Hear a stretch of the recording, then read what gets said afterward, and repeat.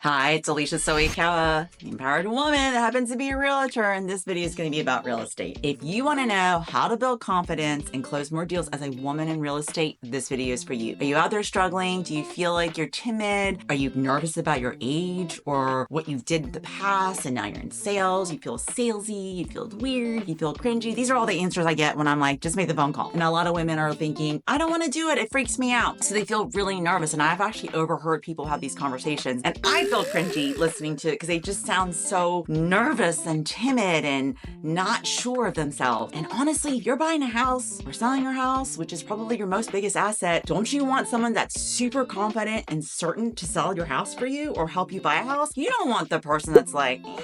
So if this is you and you want to become powerful, confident, secure, certain to get the deals, then this video is for you. Because let me tell you, real estate's not for the weak. I just did a video about that, about changing your mindset.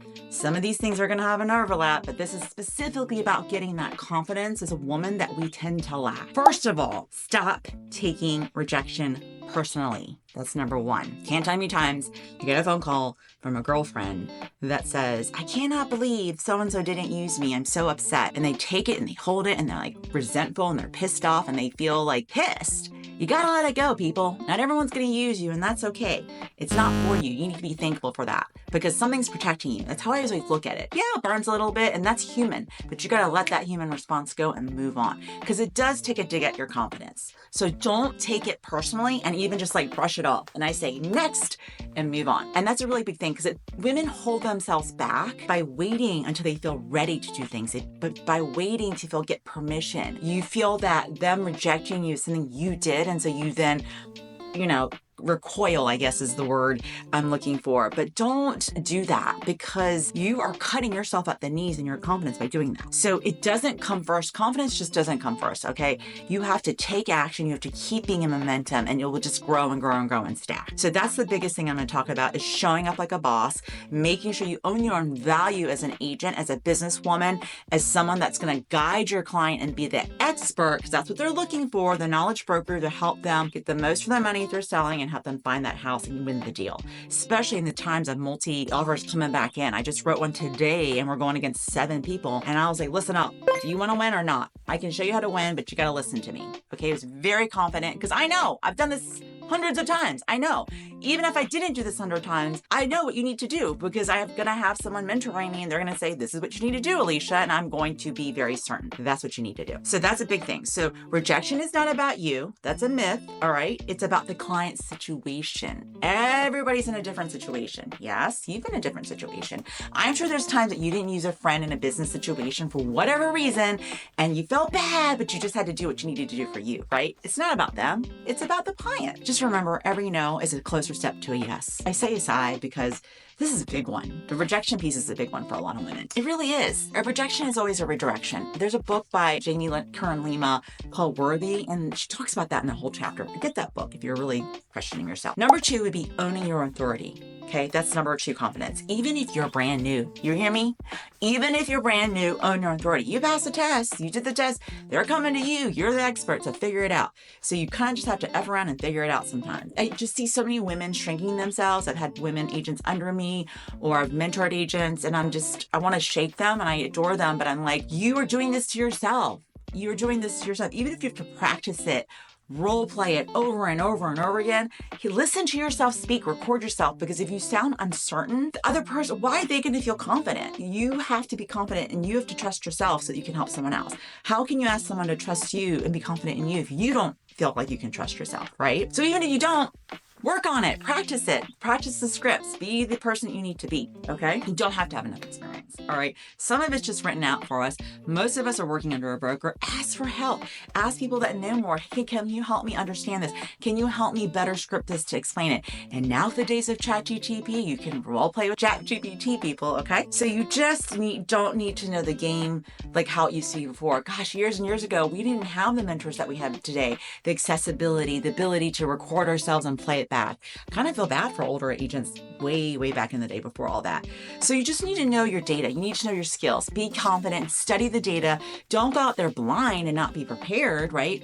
But don't second guess yourself and shrink yourself, okay? Clients are not necessarily looking for the most experienced agent that's been in the business 25, 30 years. I mean, that's a great thing if you are. They're just looking for someone that's the most confident one that feels secure and being able to guide them to what they want, focusing on what your client wants and what they need, not about me, about what your client needs and wants, right? And the mindset shift is stop playing small. I'm going to say that again. Stop playing small. I've done a video about that too, about how we all play small. And you know what you're doing, and so you need to stop doing that. Action step here is before every single client meeting, role play it, talk about it, look in the mirror, practice it, and say to yourself, I'm the expert, I bring value, I know what I'm talking about, I'm the knowledge broker, and they're going to trust me, and I deserve to be here guiding them, or whatever version of that you need for yourself. But that's kind of similar to what you need to do, because that's how you show up. And you show up that way, that is probably like 99% of it is just showing up confident in the way you need to do it.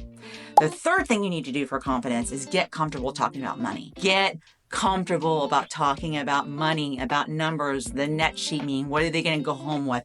Be comfortable with it. You have a right to earn money. You have a right to have value in your business and give value. You should never feel like you apologize for the money you're making as an agent. Ever. Drives me crazy. If you hesitate in discussing your commissions, your compensation, or negotiating a deal, guess what? The other side senses your nervousness about it. Okay? They'll pick up the energy and they'll ask you questions. See, energy again? And we're not here for that, okay? You're not here to negotiate what your value is and what you're bringing to the table, because you're bringing a lot to the table. You need to own that. You're not asking for the money, you're providing a value, and then they're paying you for your service and value. So you need to get that mind shift out of your head of that, I hope they're okay. I hope they're not going to make me, discount. You go and this is my compensation. This is what I charge. This is what it is. And if you want to work with me, this is what it costs. Okay? And you need to practice saying that. You need to practice saying my commission, my compensation is X percent, whatever that is for you, because I provide and this is my expertise. My clients choose me because I deliver results. I'm the best. I know what I'm doing and I'm the best in the market.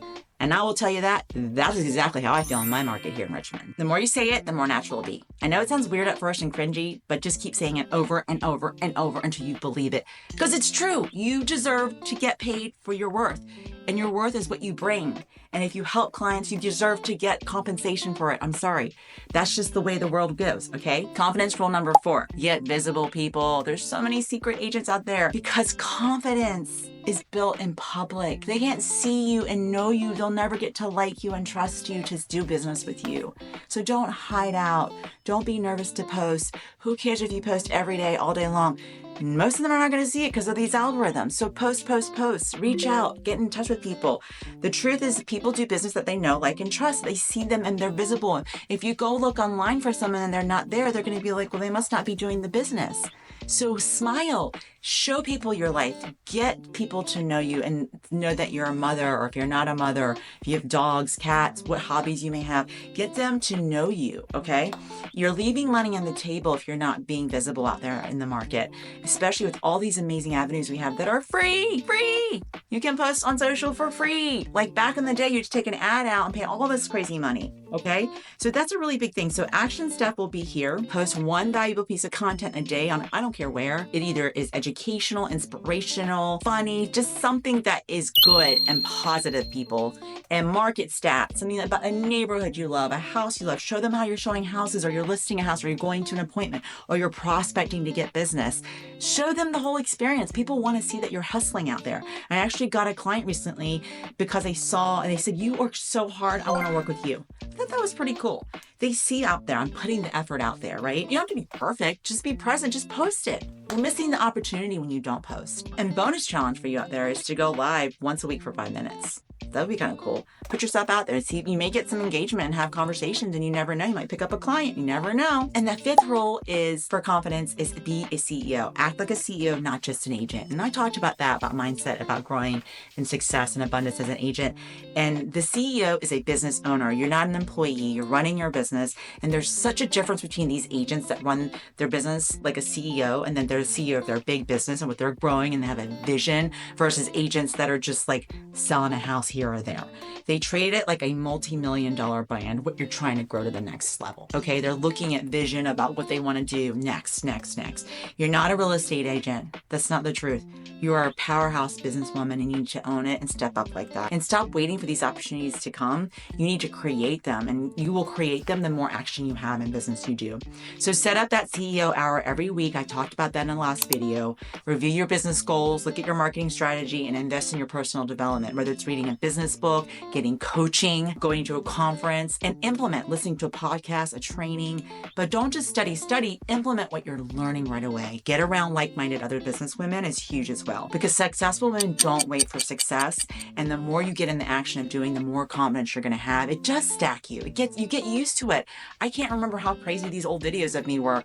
And now it's like normal. It's like I'm talking to someone I know. So it isn't about something to wait for. It's about you growing and building over time. And the more you do, the more confident you're going to get. And before you know it, you'll be the most confident woman out there. And everybody will ask you, how did you get so confident? So if you're ready to step into your powerhouse and build more and have a thriving real estate, try those 5 things. And I'm curious below, comment and let me know which ones you're going to do. And I'd love a little thumbs up, like, and a subscribe if this content's interesting to you, and love to know other topics you'd love to know more about becoming the empowered woman. Or if you are one, share with me your top takeaways on what you do. Till next time.